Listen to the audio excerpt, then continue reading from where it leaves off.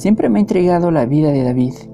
¿Cómo es posible que un niño haya podido superar el hecho de que sus padres le hayan menospreciado, le hayan apartado, le hayan tenido en poco? ¿Cómo es posible que un niño haya podido superar este duro golpe?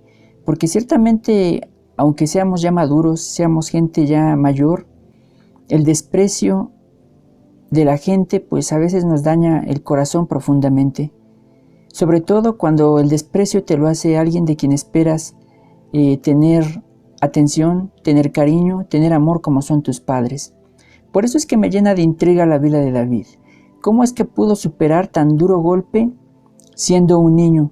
Cuando a esa edad un niño es más sensible a ese tipo de dolor, a ese tipo de rechazo que le hicieron sus padres. Porque recuerdas tú que David fue rechazado por sus padres, y lo puedes ver claramente en el pasaje donde el profeta Samuel va a ungir por orden de Dios a uno de los hijos de Elí. Dice la palabra que Elí manda llamar a todos sus hijos para que estén delante del profeta y él pueda ungir a uno como rey.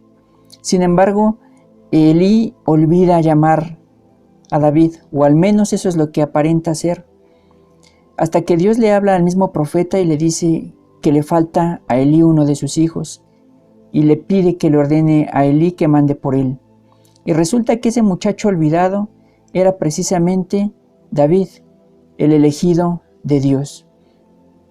Iglesia, yo no recuerdo ningún pasaje de la Biblia, ¿verdad?, donde el rey David haya expresado algún sentimiento de ira, de molestia, algún tipo de resentimiento en contra de sus padres.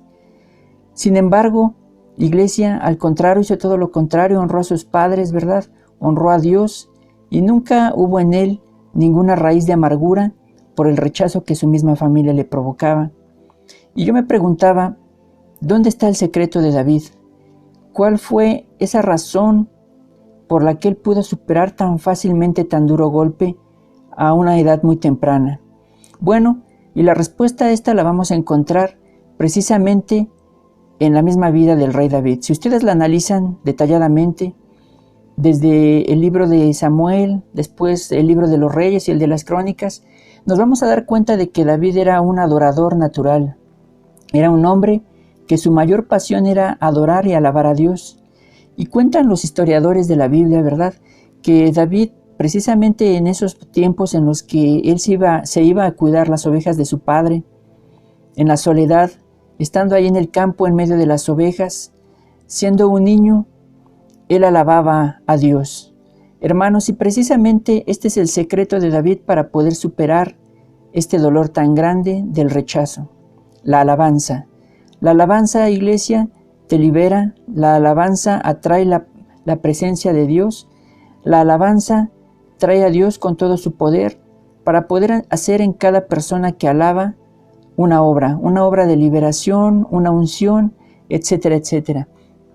Y así, hermanos, es como David logra poder superar el rechazo, logra superar el dolor e incluso, hermanos, provocar que la presencia de Dios bajara hasta donde él se encontraba, a tal manera de que Dios sustituye a sus padres, y por eso David jamás se llenó de amargura.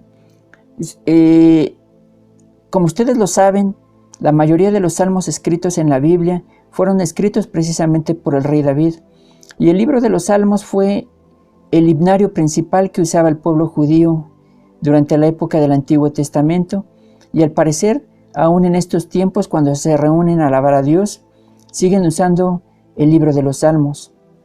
Y esto nos habla precisamente de la naturaleza de alabanza que tenía David, de lo adorador que él era.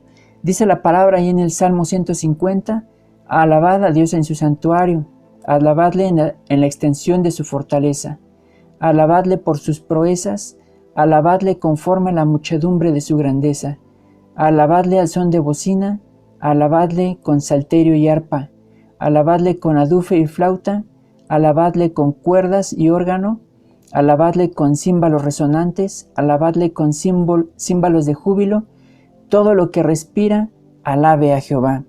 Así que, iglesia, tú cuando estés pasando por una situación complicada, acuérdate de hacer lo mismo que hizo el rey David. Concéntrate en la alabanza y la adoración a Dios, porque aquel que se concentra en la alabanza y la adoración a Dios, se concentra en la grandeza del Señor, en lo que Dios puede hacer, en su gloria, se concentra en el Dios que abre caminos donde no los hay, se concentra en el Padre eterno y no en un miserable problema, no en un miserable dolor que puede destruir el alma de aquel que está experimentando este mal. Iglesia, la alabanza es una parte importante en la vida de todo cristiano.